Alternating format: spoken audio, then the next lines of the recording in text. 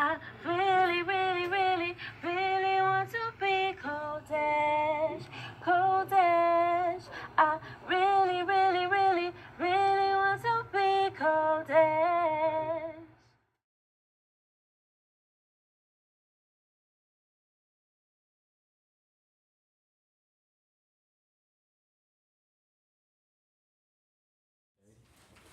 So, in a simplified way, like I guess the question that I believe I would ask is, what things when you talk about fellowship, when you talk about um, people who claim to be believers, right? What what are things that are worthy of breaking fellowship, or what in what ways could you not fellowship with a person or people or a group of people who claim to be believers and followers, but may not be entirely on the same. But by the way, you see fruit, You know, and you see like, here's an example, right? If you got two murderers, I'm a murderer, you're a murderer, yeah, true. and we hear the scriptures, Yeah. right, about the gospel, whatever, new, old, and I learned that. I feel a conviction. I stop murdering. Right? You learn that. You feel a conviction. You stop murdering for good. Boom. No, those are that's one area or one thing that I've repented or I've turned away from. Right? Let's say that there's another area that was evil or wicked that you returned away from, and there was another area that I turned away from, right? Now you got, we two and two. But, the second thing that you turned away from might have been different from the second thing that I turned away from. Yet in two ways in our lives, we've both turned away from what was evil. What we were convicted of, what we knew what was evil, right? What then are things that would prevent, two believers from fellowshipping?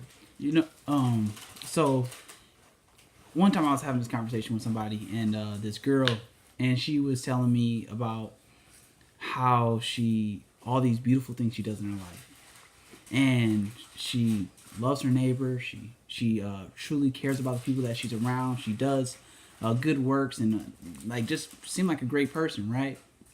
But what it sounded like, truly is that she believed in the power of the Father, but she denied him.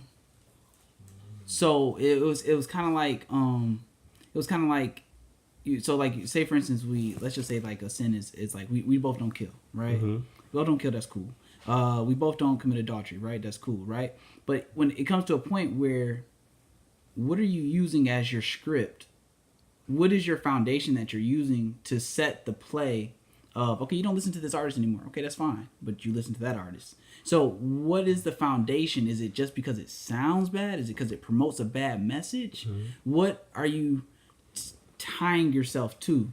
So say for instance, I don't listen to like we gonna be all right. What's the artist's name? Kendrick. Yeah, Kendrick Lamar, right? Yeah, so Kendrick Lamar, right? I don't listen to Kendrick, right? I dialogue that song right there. Like I broke it down, and he's worshiping somebody else.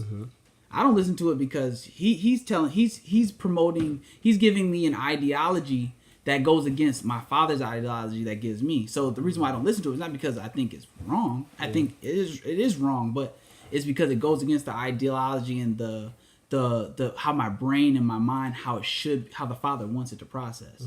So it's like, even though it's I feel it's very uncomfortable to say to somebody, but you believe. I know that you believe in the power of the Most High, but see His order. He has an order, and you need to. I think just see that picture of His order, and once you see that picture that He has an order, I think it makes things a lot more calming and a lot more peaceful. You know. So what then there are two different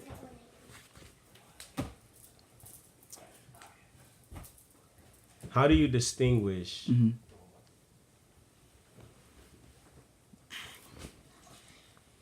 how do you distinguish the reason or the paths between two people who do what they do but for the same Messiah?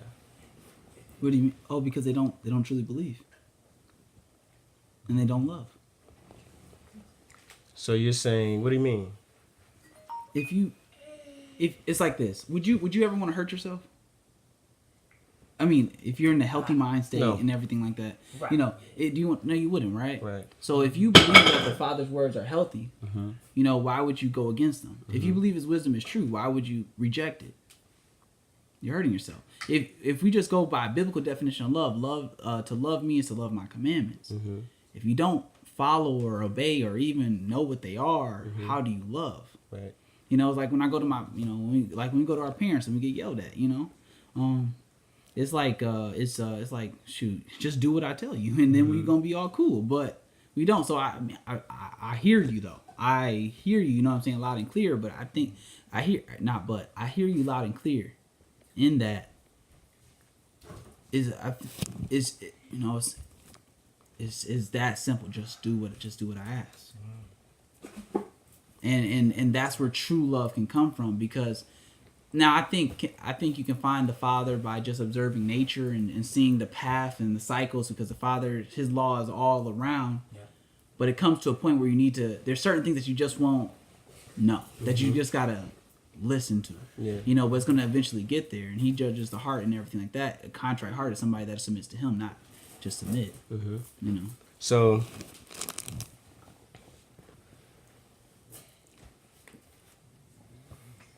describe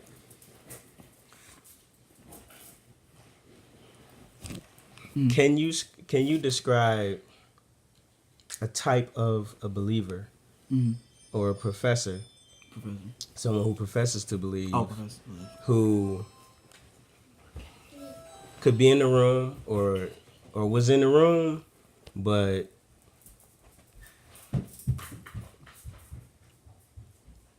maybe, I guess, would you say shouldn't be in the room, or would you say you would remove from the room, or how would you deal with a situation like that? Where it brings me back to the question: what would break fellowship? I think what breaks fellowship is the person. If the environment is loving, and nobody is pushing agenda, but they are simply saying, "Hey, just consider it," then the person that pushes himself away is themselves, out of uncomfortability.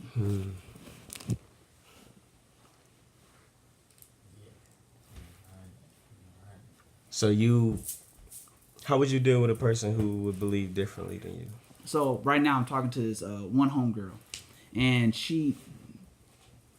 we're gonna go retract it back a little bit. She's not even, she knows, you know what I'm saying? She has a family member that's really, really about it, but she never took time to even read the word to know what the Father has, and that's a whole learning curve that you just got to be willing just to read one time through, just to get an idea before you can really believe in the concepts and the ideas, right?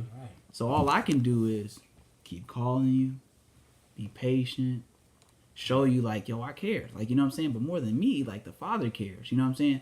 And when your heart is right and when you're ready, just know that I've acted with love, joy, peace, kindness, temperance, forbearance, gave you all the fruits of the spirits, kept to the way, so you know that my life is I'm 100. Yeah. You know what I'm saying? Yeah. 100 meaning I'm solid. Like I actually do what I actually do what the word says. And if I don't, and you check me, I'm saying I'll tell you, I'm growing in that area.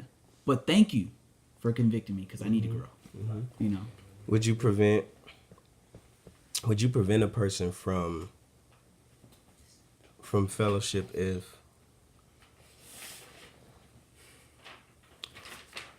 they were at a place where what was most important or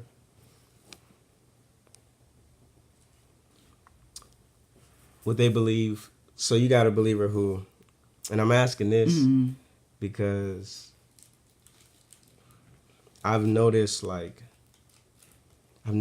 so many different perspectives, right, of people who claim to follow the Messiah, and then also just people who claim to believe in the scriptures and things like that, right? So, how would you deal with a person who says, well, you know, we should only focus on, let's say, the 10 Commandments, right? Yeah.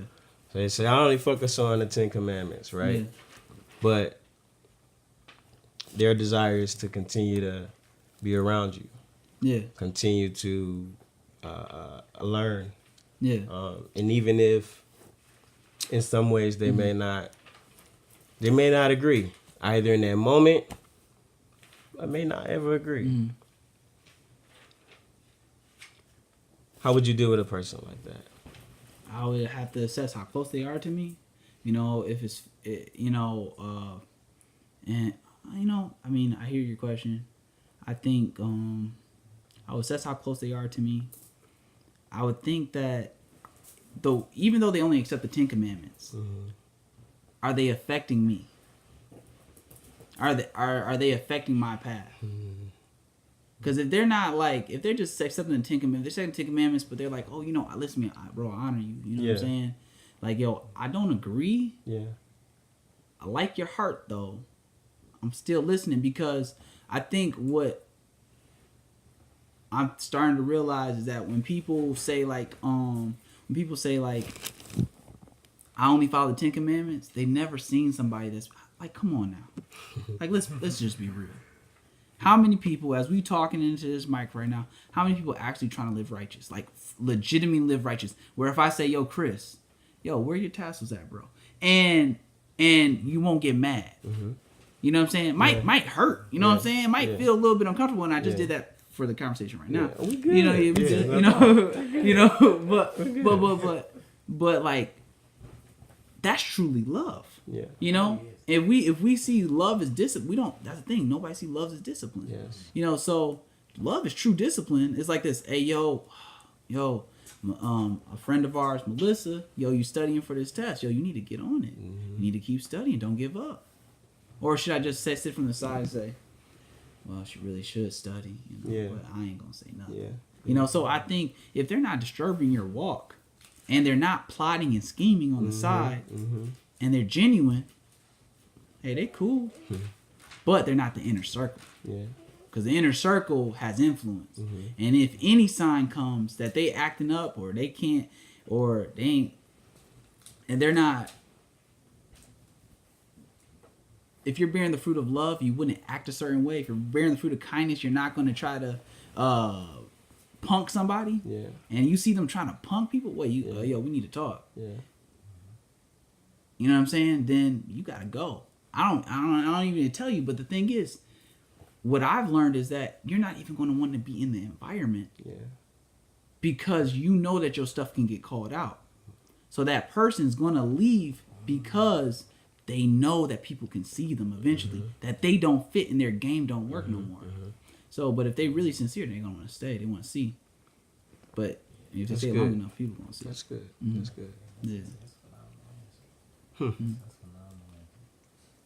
Well, I think it's a great conversation to have. Yeah, I agree. Because man, I just know that, like, you know, there are believers, there are people out here who really striving to give the Messiah all they got, or to give the Messiah like What they think. true effort, right? True effort? Okay. Yeah, true effort. And though they may not know it all, I believe that like what harms even them type of believers is like division, and division in a way that where if the perspective that you have is not the perspective of someone else, right? In the quote unquote inner circle, it hinders people from being willing to walk according to the truest truth. And then on top of that, like I just think that even if a person is like constantly around, constantly involved, but I still may not be entirely where you're at.